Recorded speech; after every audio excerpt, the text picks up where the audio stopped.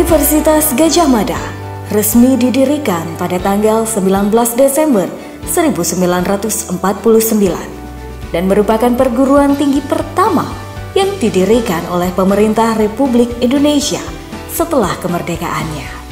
Departemen Teknik Sipil dan Lingkungan adalah departemen tertua di Universitas Gadjah Mada. Pada awal pendiriannya bernama Bagian Teknik Sipil pada tahun 1945.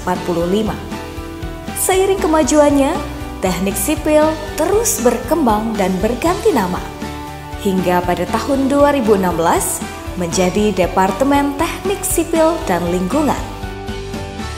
Visi Departemen Teknik Sipil dan Lingkungan Fakultas Teknik UGM adalah menjadi institusi pendidikan tinggi di bidang teknik sipil yang bertaraf internasional dan menghasilkan lulusan yang andal dan bermoral, profesional, berkompeten, dan memperjuangkan kesejahteraan rakyat.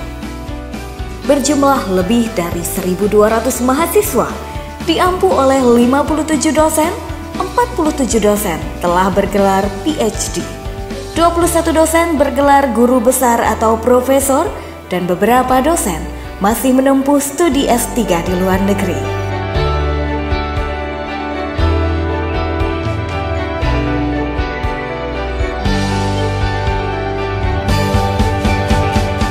Mahasiswa yang masuk ke Departemen Teknik Sipil adalah mahasiswa yang unggul. Untuk Prodi S1, rasio penerimaan L1 banding 50. Untuk meningkatkan kualitas output dari Departemen Teknik Sipil dan Lingkungan, Departemen melakukan kerjasama dengan beberapa mitra di luar negeri, baik dalam bentuk program double degree maupun student exchange program. Hasil karya dari Bapak Ibu dosen sangat banyak, baik dalam bentuk publikasi internasional, nasional, buku, dan beberapa hasil karya yang sudah dipatenkan. Alumni dari Departemen Teknik Sipil dan Lingkungan sudah sangat banyak berkiprah di nasional dan membangun Indonesia tercinta. Salah satu alumni pernah menjadi Menteri Pekerjaan Umum, yaitu Bapak Djoko Kirmanto, dan banyak alumni yang pernah menjabat atau sedang menjabat sebagai direktur di banyak perusahaan pemerintah maupun swasta.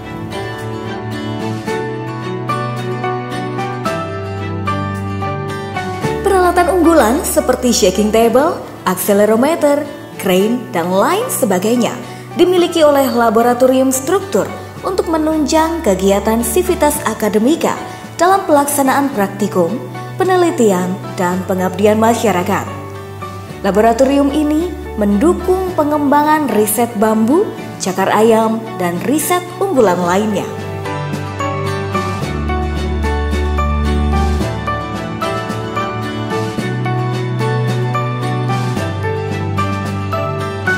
Laboratorium Bahan Bangunan melakukan pengujian fisika, kimia, dan mekanika pada berbagai macam bahan bangunan.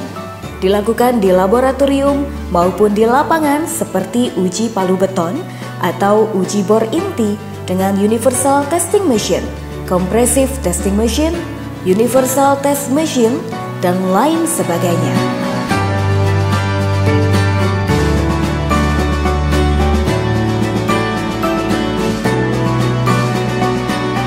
Karya penelitian dan hak paten yang dihasilkan di Laboratorium Mekanika Tanah, penyelidikan tanah untuk pembangunan infrastruktur, perencanaan rehabilitasi bangunan cagar budaya, pengujian tanah untuk pembangunan, penanggulangan longsor, dampak lingkungan dan perbaikan tanah merupakan beberapa riset unggulan di laboratorium ini.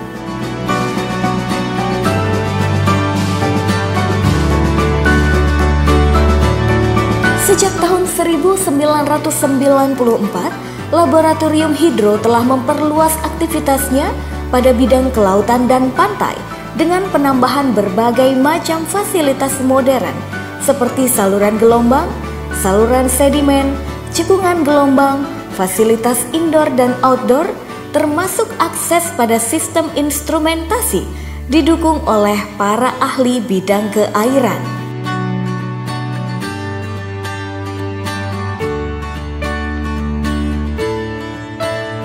Laboratorium Teknik Penyehatan dan Lingkungan berdiri sejak tahun 1970 sebagai laboratorium yang memberikan pelayanan untuk mengatasi masalah penyediaan air bersih dan penyediaan fasilitas sanitasi yang memenuhi syarat. Didukung oleh para ahli dan peralatan yang memadai, laboratorium ini menghasilkan riset unggulan yang bermanfaat bagi masyarakat.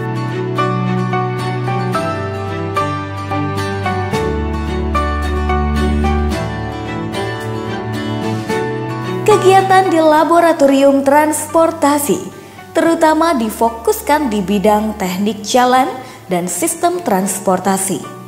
Untuk memenuhi layanan, laboratorium transportasi selalu meningkatkan kemampuan dan teknologi peralatan agar selalu dapat melaksanakan pelayanan mahasiswa, meningkatkan layanan penelitian, serta bekerja sama dengan instansi pemerintah dan masyarakat.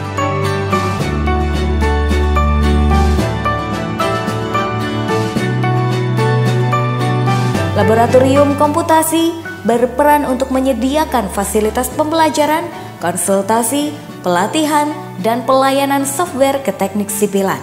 Banyak perhitungan numerik dan pemodelan struktur sudah memanfaatkan teknologi komputasi dan menjadikan perhitungan dan perancangan bidang teknik sipil bisa semakin baik dan efisien.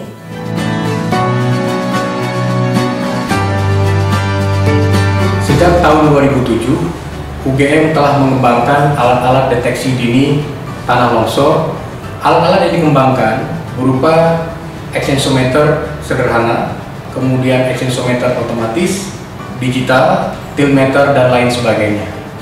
5 di antara alat-alat ini telah dipatenkan, kemudian pada tahun 2016 mendapatkan medali anugerah kekayaan intelektual dari Wakil Presiden Republik Indonesia.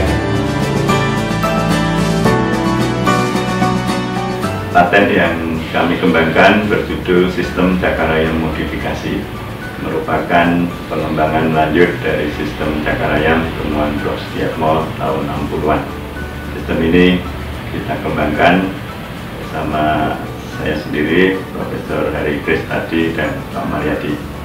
Sistem ini merupakan solusi alternatif untuk konstruksi jalan di atas tanah lunak dan tanah ekspansif, mendapat paten tahun 2011 untuk 25 tahun ke depan.